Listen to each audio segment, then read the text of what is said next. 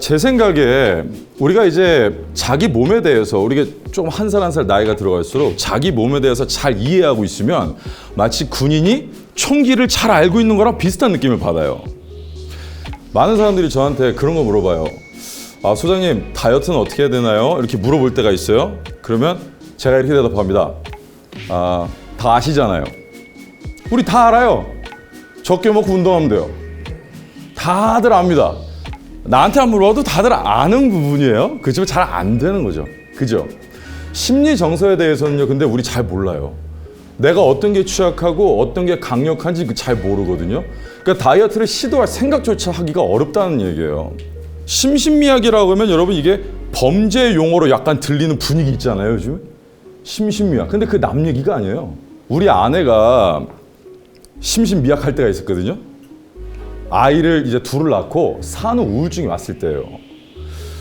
그런데 제가 그 당시에 굉장히 깊이 느꼈던 건 뭐냐면 이렇게 산후 우울증과 심신미약의 문제가 우리 도처에 가득한데도 법적으로 제도화되어 있지 않다는 것과 심리 정서를 관리하기 위해서는 정신병원이라거나 심리치료센터를 가서 내가 아픈 사람이에요 라고 소 잃고 외양간 고치는 듯한 스탠스를 취해야 돼요.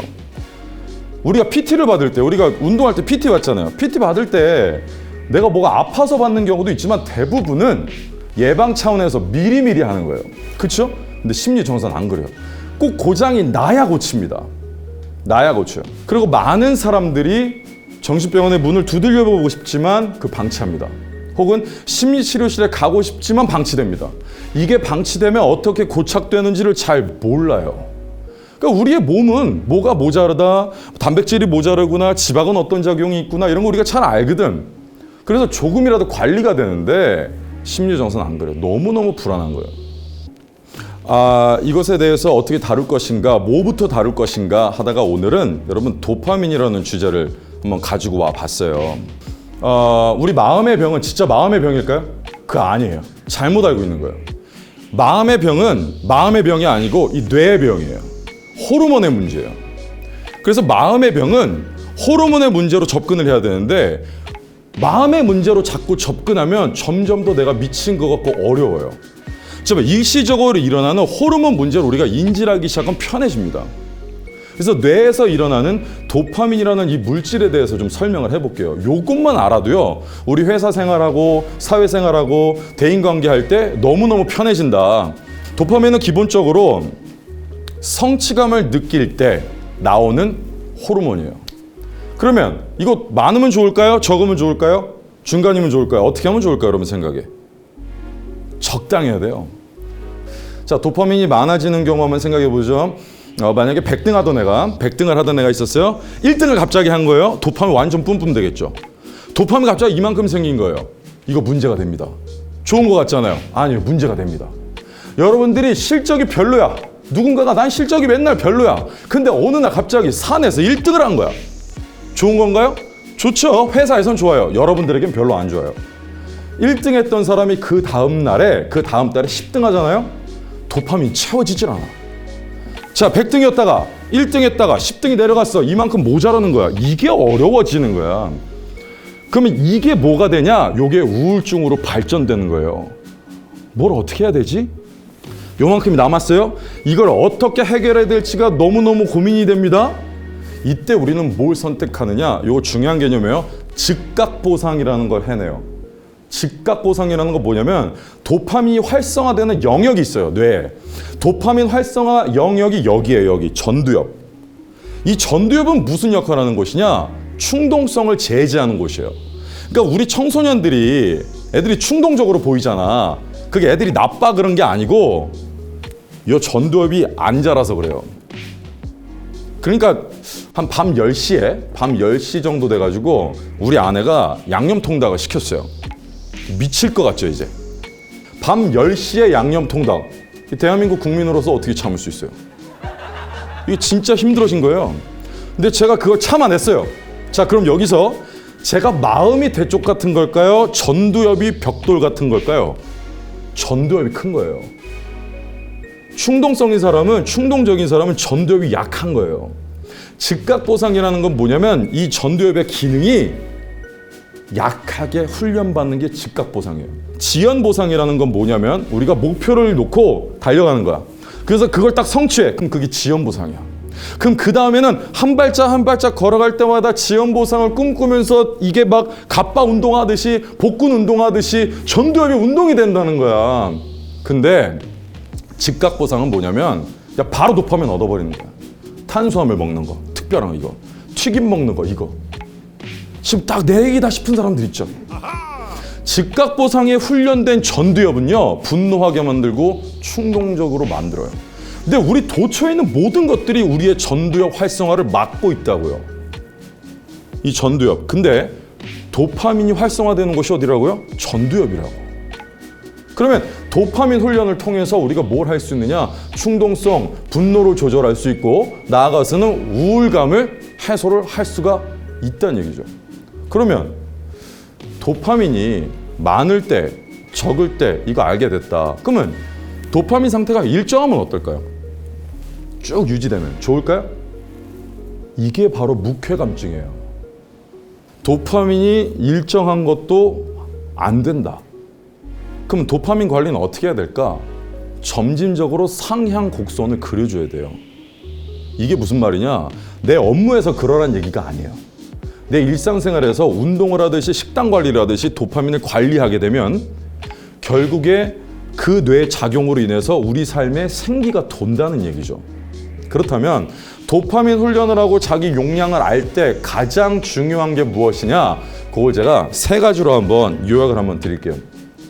첫 번째, 목표를 선정해야 돼요. 왜냐하면 지연 보상이라는 것은 목표가 분명히 필요해요. 회사랑 별개예요. 여러분 PT 받고 헬스장 가서 운동하는 게 회사랑 관련 없을 때 있죠? 마찬가지예요. 이 도파민 뇌의 운동은 어딘가에 목표 지점이 있고 그걸 따라서 한 발 한 발 가는 거예요. 성장시켜내는 겁니다. 이 지연 보상 요거 정말 중요하고요. 그 다음에 두 번째, 점진적인 플랜을 짜서 그걸 지켜야 돼요. 헬스장 가잖아요. 헬스장 가면은 옆에서 어떤 그 헬창 아저씨들 있죠. 태어날 때부터 헬스한 것처럼 생긴 아저씨들이 있어요. 내가 뭔가 기계를 다루고 있으면 와가지고 관장님인 줄 알았어. 엄청 가르쳐 주는 거야. 그 알고 보면 관장님 아니고 이런 사람들이 있어요. 오만 사람들 다 신경 쓰는 사람들. 그런 분들, 그런 사람들이 옆에서 운동을 시작하면 어떠냐면 옆에서 보다가 나처럼 도파민 과다된 사람들은 나도 할 수 있어. 나도 할 수 있어. 저 사람이 드는 걸 무턱대고 들어요. 허리 나가는 거예요. 그렇게 허리 나가고 나면 내일 운동 가요? 못 가요. 옆 사람이 하는 거, 옆 사람이 이 정도 도파민 이런 거 신경 쓸 필요가 없어요. 적절한 무게, 점진적으로 늘려나가는 게 제일 중요해요. 제가 말 실수했어요. 두 번째로 중요해요. 첫 번째 뭐라고요? 목표 지점. 지연 보상을 위한 목표 지점. 두 번째는 점진적으로 할 수가 있어야 돼요.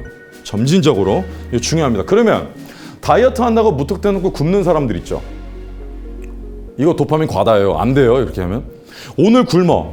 그러니까 이런 거 있어요. 여러분 잘 생각해 보세요. 다이어트를 성공한 사람이 이제 다이어트를 성공을 일단 했어.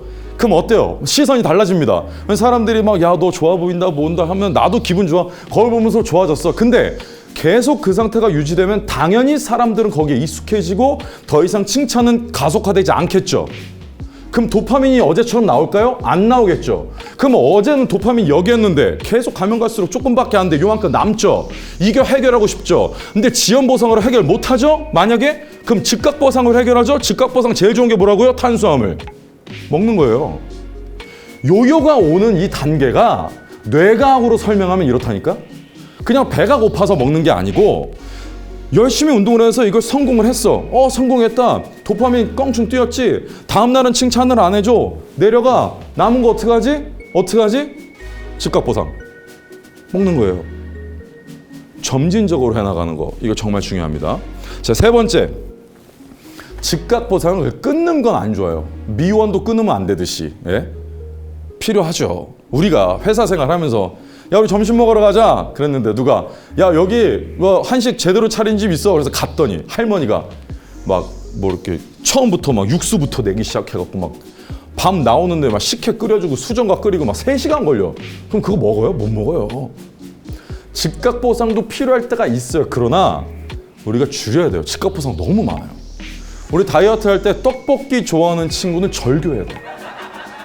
우리가 이런 표현을 쓸 수 있어요. 그럼 도파민 어느 정도가 좋은 거야? 딱 맥주 거품이에요. 넘치지도 않고 모자라지도 않게. 그거 딱 그 정도, 그냥 보기 좋은 그 정도. 그게 딱 좋아요. 근데 넘쳐도 안 되고 모자라도 안 되고 좋은 상태를 유지하는 게 제일 중요합니다. 이 세 가지 다시 한번 요약할게요. 첫 번째, 목표 선정 중요하고요. 점진적 플랜이 중요하고요. 그 다음에 즉각 보상을 줄이는 게 중요합니다. 여러분, 적절하게 도파민이 생기잖아요. 그럼 인생의 생기가 돌아요. 당연히 돌겠죠. 여러분, 도파민이 어디서 나냐? 원시뇌라는 곳에서 나오거든요. 여러분, 원시뇌는 뭘 하는 곳이냐면 우리 체온 유지하고 심장 뛰게 하고 수분 조절하는 곳이에요. 이게 무슨 말이냐? 생명을 유지하는 곳이라고요. 내가 심장 멈추게 하고 싶다고 지금 멈춰지나요? 이게 눈 감는 거랑 다른 얘기잖아. 이게 왜일까? 원시뇌가 하고 있는 거예요. 도파민 원시뇌에서 나온다고. 이 중요한 정보예요. 그러니까 내가 삶에서 도파민이 올라가고 있다면 그 사람 생기가 일어나는 거고 그냥 살아있음을 느끼는 거야. 그러면 사내에서 마치 집단 면역 같은 거지. 몇 사람이 조금 우울해도 도파민 활성화가 일어나고 있는 그룹은 생기가 없을 수가 없다. 근데 도파민이 몇 명만 있고 2명만 있고 우리 사회가 대부분 그렇거든. 도파민이 2명만 있고 대부분의 사람들이 다 도파민이 별로 없어. 이러면 어떻게 돼요? 자꾸 다운되는 거예요.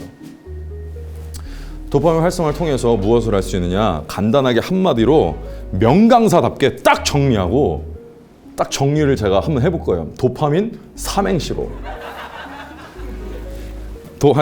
시작. 도레미. 파솔라시도. 민들레. 민들레가 있잖아요. 민들레가 안 된다. 슬픈 생각. 민들레가요. 저 민들레 진짜 좋아하거든요. 왜냐면 도시 속에 아스팔트 막 있잖아요. 근데 거기 빼끔 올라온 꽃 보면 보통 민들레거든. 그렇잖아요. 초원에만 있는 게 아니잖아요. 민들레가. 그래서 전봇대에 서 있으면 옆에 보면 꼭 민들레가 있잖아요. 그래서 예전에 제가 어릴 때 과음 많이 하던 시절에 민들레라는 시를 진짜 많이 썼어요. 가사도 많이 쓰고. 왜냐면 그때는 제가 그 전봇대를 많이 만났거든요. 밤에 많이 만나면 꼭 이게 민들레가 있는 거예요. 그래서 민들레야 너는 나를 기다렸니? 뭐 이런 식으로. 그런 시간을 지나서 여러분 오늘날의 한국문화심리연구소 소장이 되었습니다. 자, 도레미파 솔라시도. 점진적인 훈련이 필요해요. 제일 중요해요. 목적지가 필요해요. 도레미파 솔라시도. 민들레. 여러분, 도파민은요, 이 서울 한복판에 이 회색 콘크리트 정글 속에서도 생명력을 뽐내고 있는 민들레와 같은 존재로 우리를 만들어 줄 거예요. AI가 많이 범람하고 있는 시대예요. AI가 많이 범람하고 우리를 대신하고 우리는 도파민이 내려갈 거야. 그렇지만 AI가 범람하고 있는 이 세상 속에서도 만물의 영장이고 감정을 가지고 있는 인간이 여기에 여전히 살아있다는 것을 말해주기 위해서도 우리에겐 도파민 훈련이 꼭 필요해요.